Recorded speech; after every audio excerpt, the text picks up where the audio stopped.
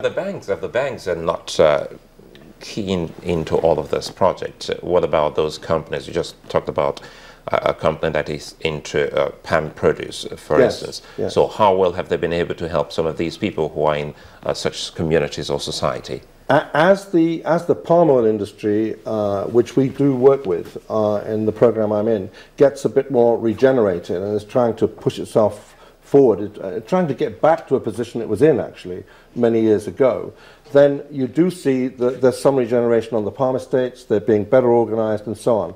But the big issue there, and I live in Indonesia when I don't live in Nigeria, and in Indonesia, the largest producer of palm oil in the world, the vast majority of the output is from small farmers, not big estates. It's a very important historical lesson because they got the seeds from Nigeria. But what they do there is run a socially stable structure in which huge numbers of smallholders can have a future in palm oil and work alongside big estates. So one of the things that can happen here is that the smallholders and the people in smaller clusters away from the estates would eventually have the chance to sell into a more redeveloped industry up to the standards of what we call RSPO, the Round Table on Sustainable Palm Oil Production. And all those kind of standards and all those kinds of ways of organizing can be done here. They're perfectly possible. There's all the brain power, there's eventually the investment coming in, but getting that balance right between the little man, the small people, the small ladies producing palm oil and the bigger estates, that is an important job because you can't get the economic regeneration of Nigeria to work by only putting all the investment in the big things.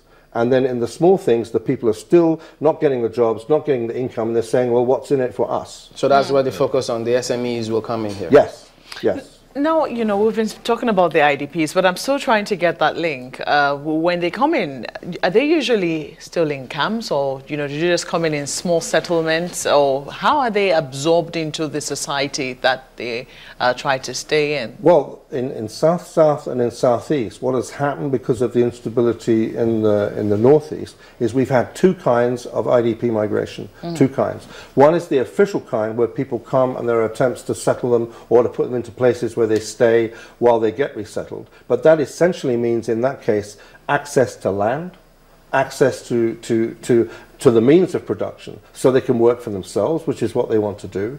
And the other kind, which has been a bit scary sometimes, is very informal movement of sometimes quite large numbers of people. And that's caused security scares into one or two states, especially in Southeast, when you suddenly get 20 large buses turning up with a whole load of guys, and they're saying, well, we've come for a job. Well, what does that mean? Are they some sort of excursion trip for some organization in the Northeast? That's what people fear. Or is it just that someone's got a bright idea, there's money down there, there's nothing up here, let's all go that way? It's a bit reminiscent of what's happening on the edge of Europe now, when you get 300,000 people trying to cross the Mediterranean in little boats. I mean, Nigeria is a federation. It's one economy ultimately.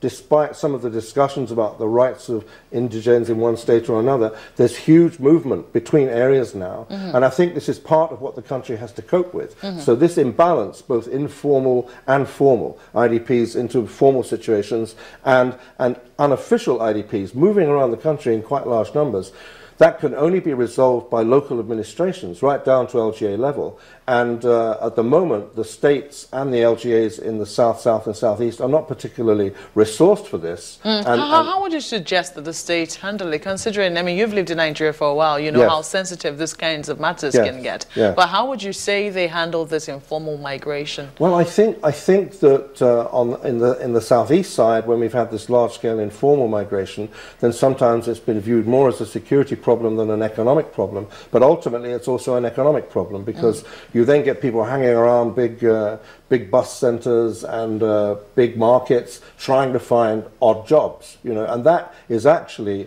potentially a problem for crime and insecurity, but also there's a certain amount of absorption going on of labor. If you look even at, say, the leather industry and this huge number of animals crossing normally into the Northeast, and that reaches right down to the leather industry in, say, Abia, then first of all, if the leather supply goes down, the local people don't have enough work, so they need the leather. Secondly, other people coming into areas like that, how are they to fit into an area like that if it's such large-scale informal movement? Are the governments on this program? Yes. I think I think the government is increasingly aware of this issue, and maybe one of the things that's got to happen is that state governments that feel that they are under pressure because they've been asked to settle with people formally, like Edo has been, so there are actually arrangements being made for IDPs in Edo, and also the people on the southeast side who have come under pressure from recent examples of mass migration, you know, into the area. Very quickly, as a wrap up, I'm asking about the government's input in this, knowing full well that we have the amnesty program in Niger and South. And a couple of other people have been taken out of the country. Yes. So do you have some people that are undergoing training in agricultural business and so many other enterprises within this program? In programs like mine and in other programs in the Niger Delta, there are people who are already getting access to training and access to awareness on how to work with banks, and actually we are managing to involve the banks, and they are becoming more positive, and that's good.